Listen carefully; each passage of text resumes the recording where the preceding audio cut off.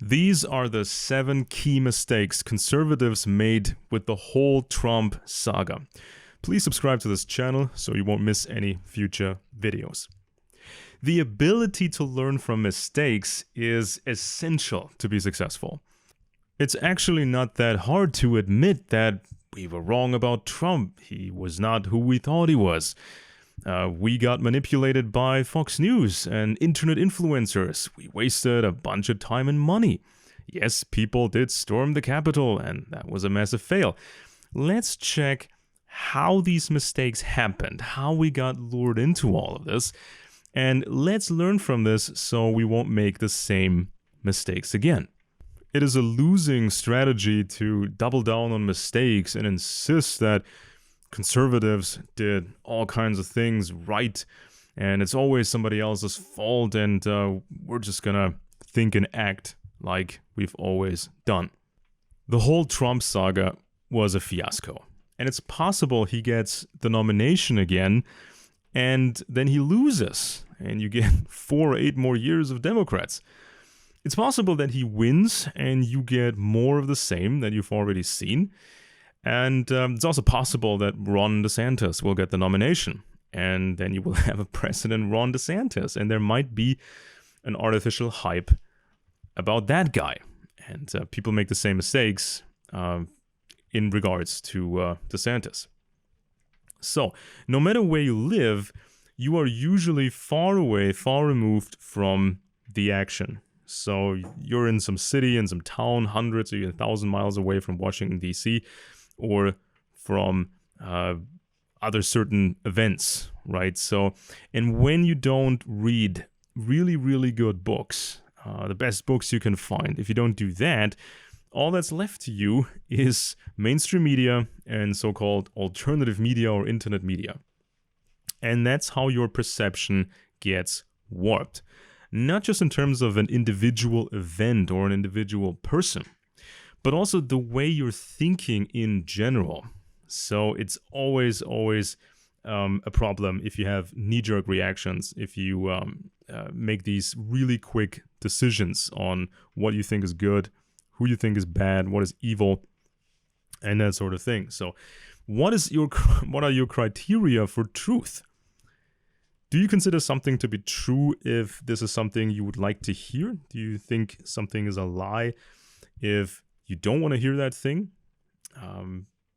When somebody you like is saying something, when somebody you don't like is saying something, are these your criteria for lies and truths? You need to ask yourself that. So if you don't have a good method, then you will not be successful. Conservatives as a whole will not be successful, and you may actually live in a fantasy world. And it's the same thing on the left side. It's the same thing with the Democrats, of course. So, key mistake number 1, the fixation on a single person. So, of course, Trump is just one guy, and you're not just voting for him, you're voting for the entire Republican Party. And the Republicans didn't really change since the days of the Bush era or the Reagan era. It's still the same mechanisms, still the same networks. And so Republicans, just like the Democrats, they increase the power of government and they increase the power of corporations. It's all integrated, and the general population keeps losing money and keeps losing their rights. So if somebody tells you the party changed massively just because some neocons have retired, then this is nonsense. So this influencer doesn't know what he's talking about, or he's just trying to get you through clickbait. He tells you what you want to hear. A United States president doesn't really make the big choices. It is a well-organized ruling class. There are so many people involved who make these decisions and then implement these decisions. So even at the top, it's thousands and thousands of people that are important. And usually their names are not publicly known, or people have never heard of them. And this is something you need to remember. Now, it was always an exaggerated fixation on Trump, who was just one single person. And try to remember, how many hours did people spend on podcasts and shows regarding Trump? What's he tweeted? What did somebody say about him? What's the latest scandal? What's the latest drama? Every hour of that theater was wasted. And so if 3 million people spend 1 hour a day on this sort of content, it's 1 billion hours per year wasted. 1 billion hours that could have been used to actually create new political careers that actually matter. So imagine if you convert that into actual work hours, and if you take some of the money that people put into Trump and use that money to create something real. Mistake number 2. There was never a network of saviors. So even though there was this fixation on Trump as a single person, it was a tough sell to convince people that he himself is going to save America alone. Nobody would have believed that. So that's why this myth had to be created through marketing, that there was a whole team behind him and around him. And this team would arrest Democrats and change America and save America. And influencers never really wanted to reveal who was actually part of that network. There was always mumblings and rumblings and claims. And every time some new person entered the Trump administration and got some big position, you saw positive reports about that person. But when that person acted in a really normal fashion for a Republican administration, there was immediate this flip. Influencers said, no, this person is really from the deep state and we shouldn't really trust that person. And, that was a loss for us, and we're going to hope for some more wins for our side. So whether it was Barr or it was General Milley or whatever, it's always the same thing. So one after the other was at some point later in time denounced as not being one of the saviors. But then who was left? Who was the supposed team of saviors? Right? And so this fantasy has been around for a long time. It was around when the John Birch Society controlled conspiracy media with these best-selling books. And so they preached waiting for salvation. But for decades and decades, America didn't change. Nothing changed. And so this old myth was simply rehashed during the Trump campaign. So then, of course, you had the very extreme Q variant, but there was also other variants of this myth. People like General Flynn, Dr. Steve Pechennik, they went around and were guests on various shows and made all these wild claims and made all these big promises that, of course, never really materialized. Mistake number 3. Background check Trump. Professionals look at a person and try to figure out what this person really is, not how you want it to be. So you don't base your assessment on ideological terms or how much this person can trigger the left on Twitter or in public speeches or interviews.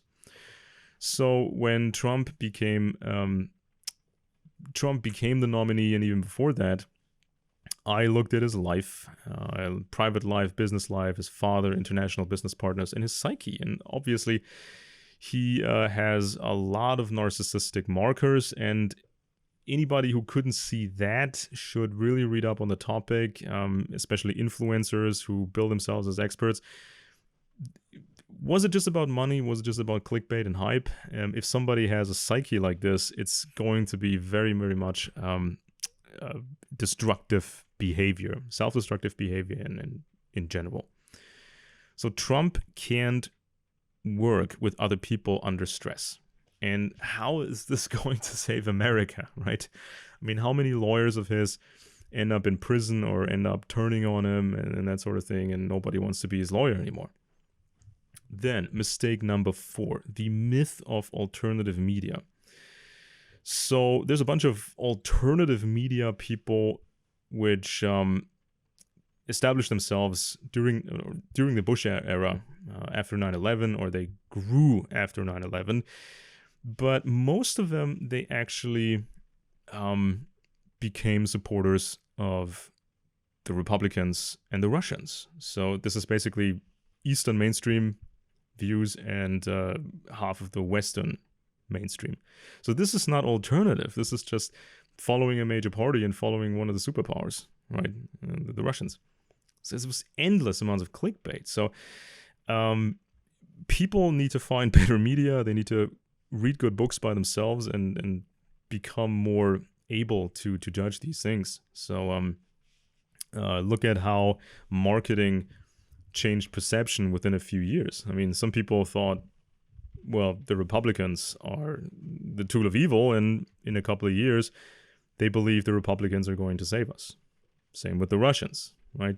Some old KGB guys, you know, who were conspiring with China, suddenly they became the big hope. And this, of course, was nonsense. So be careful. There's not really an alternative media out there for the most part. Mistake number 5, the cartel. So alternative media up until like 2008 preached that it was a cartel of Republicans and Democrats. There's no real split at the top. It's just staged to keep people divided and string people along.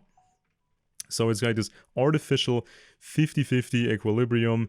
Every few years, supposed to be a new president. And if somebody claims that the United States ruling class was really divided into two blocks and they try to destroy each other, this is really, really ludicrous. So an influencer who says that doesn't know what he's talking about, or he just wants to be popular.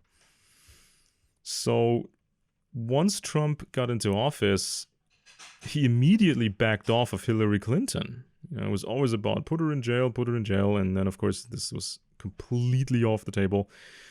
And let's not forget how Greg Palast documented massive fraud with the presidential elections in 2000, 2004, and 2016. And the Democrats didn't really do anything against that.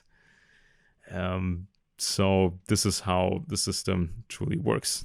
Supposed to be a new president every couple of years. Mistake number 6, traditional TV. People actually got back to watching Fox News, Newsmax, OAN, all establishment networks. They're not here to serve the people. They're here to serve the Republican Party, serve the empire, and keep people, busy and polarized. Now we've seen during this lawsuit against Fox News didn't really like Trump. It just pretended to, and they didn't really believe all these fraud claims about 2020. But for business reasons, Fox wanted to preserve his supporters and transfer them over to somebody like Ron DeSantis. So that has become fairly clear. And we've seen some of these alternative influencers that moved really, really close to stations like Fox or networks like Fox. So there's no more real alternative media. Mistake number 7, the cult factor. So more fanaticism is not necessarily better, and it's not a good idea to cancel people just because they don't believe in the salvation through a real estate salesman. So the more you cancel people, the more you revert back into these cult circles where everybody confirms everybody. And guess which woman who isn't a MAGA cultist, which woman like that would want to marry a MAGA cultist and have children with this person. So be aware of how much you can isolate yourself. So these were, in a nutshell, the 7 key mistakes that have been made by conservatives, and these mistakes should not be repeated, whether it's about a second Trump admin or it's about a Ron DeSantis admin or somebody else in the future. Please subscribe to this channel so you won't miss any future videos. Like this video, share it online, and please comment.